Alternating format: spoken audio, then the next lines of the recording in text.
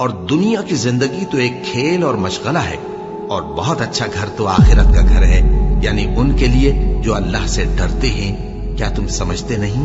اللہ پوچھے گا کہ تم زمین میں کتنے برس رہے؟ وہ کہیں گے کہ ہم 1 روز یا 1 روز سے بھی کم رہے تھے، شمار کرنے والوں سے پوچھ لیجئے۔ اللہ فرمائے گا کہ وہاں تم بہت ہی کم رہے، کاش تم جانتے ہوتے۔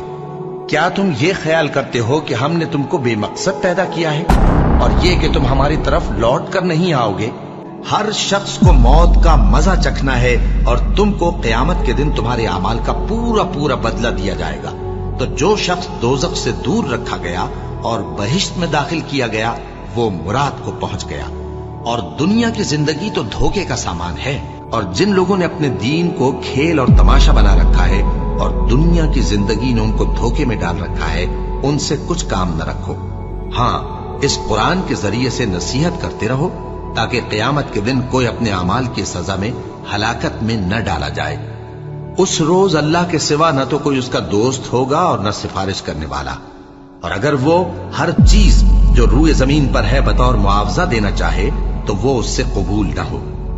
یہی لوگ ہیں کہ اپنے اعمال کے وبال میں ہلاکت میں ڈالے گئے، سو ان کے لیے پینے کو کھولتا ہوا پانی اور دکھ دینے والا عذاب ہے، اس لیے کہ کفر کرتے تھے۔ مال اور بیٹے تو دنیا کی زندگی کی رونق و زینت ہیں، اور نیکیاں جو باقی رہنے والی ہیں وہ ثواب کے لحاظ سے تمہارے پروردگار کے ہاں بہت اچھی اور امید کے لحاظ سے بہت بہتر ہیں۔ دنیا کی زندگی کی مثال میں کسی ہے کہ ہم نے اس کو آسمان سے برسایا، پھر اس کے ساتھ ملا جلا سبزہ جسے آدمی اور جانور کھاتے ہیں نکلا، یہاں تک کہ زمین سبزے سے خوشنما اور آراستہ ہو گئی، اور زمین والوں نے خیال کیا کہ وہ اس پر پوری دسترس رکھتے ہیں۔ ناگہاں رات کو یا دن کو ہمارا حکم عذاب آ پہنچا، تو ہم نے اس کو کاٹ کر ایسا کر ڈالا کہ گویا کل وہاں کچھ تھا ہی نہیں۔ جو لوگ غور کرنے والے ہیں ان کے لیے ہم اپنی قدرت کی نشانیاں اسی طرح کھول کھول کر بیان کرتے ہیں، تاکہ جو فائدہ تمہیں حاصل نہ ہو سکا اس کا غم نہ کھایا کرو، اور جو تم کو اس نے دیا ہو اس پر اترایا نہ کرو۔ اور اللہ کسی اترانے اور شیخی بگاڑنے والے کو دوست نہیں رکھتا۔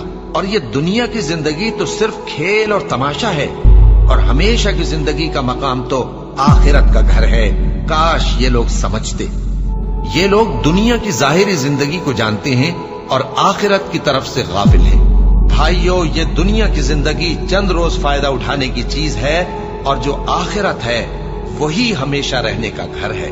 ہم نے تمہارے لیے موت کو مقرر کر دیا ہے، اور ہم اس بات سے عاجز نہیں کہ تمہاری طرح کے اور لوگ تمہاری جگہ لے آئیں اور تم کو ایسے عالم میں جس کو تم نہیں جانتے پیدا کر دیں۔ اور تم نے پہلی پیدائش تو جان ہی لی ہے، پھر تم سوچتے کیوں نہیں؟ یہ لوگ اسی طرح غفلت میں رہیں گے یہاں تک کہ جب ان میں سے کسی کے پاس موت آ جائے گی تو کہے گا کہ اے پروردگار، مجھے پھر دنیا میں واپس بھیج دے تاکہ میں اس میں جسے چھوڑ آیا ہوں نیک کام کیا کروں۔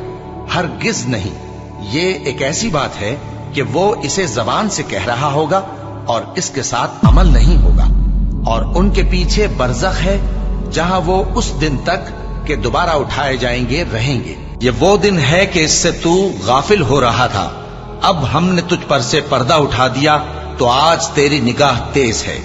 اللہ لوگوں کے مرنے کے وقت ان کی روحیں قبض کر لیتا ہے، اور جو مرے نہیں ان کی روحیں سوتے میں قبض کر لیتا ہے، پھر جن پر موت کا حکم کر چکتا ہے ان کو روک رکھتا ہے، اور باقی روحوں کو ایک وقت مقرر تک کے لیے چھوڑ دیتا ہے۔